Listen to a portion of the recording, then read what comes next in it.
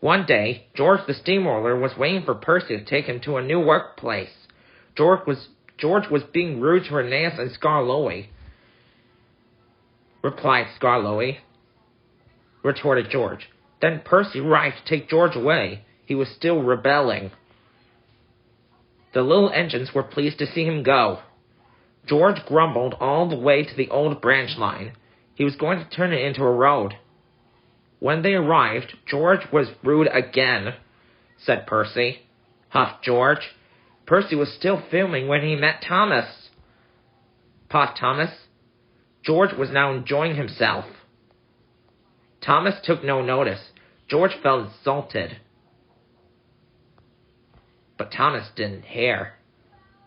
At last, the workmen reached the level crossing, said George. So they did, but not properly, and George knew it. Later, Thomas was traveling home on the same line. He was pulling freight cars filled with vegetables. The signalman had begun to warn his driver about the crossing, said Thomas happily. Called his driver. But it was too late. Next day, Percy told Gordon all about George, snorted Gordon. George had been taken to some yards to work. Duck arrived with a train of empty freight cars.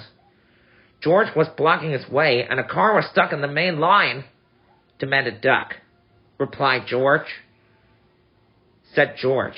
Duck's driver to complain to the station master, but the signalman had set the signal to allow Gordon to speed through. His passengers were singing his praises, and he was making express time.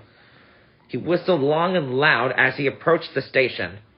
Suddenly, he saw a freight car on the line ahead. But the freight car wouldn't move until Gordon forced it by accident. Gordon was worried that Sir Top Hat would be cross. He was, but not with Gordon. And he did, a few days later, said Thomas. George had been found out by Sir Topham Hatt and punished. He looked miserable, said Percy. I hope not.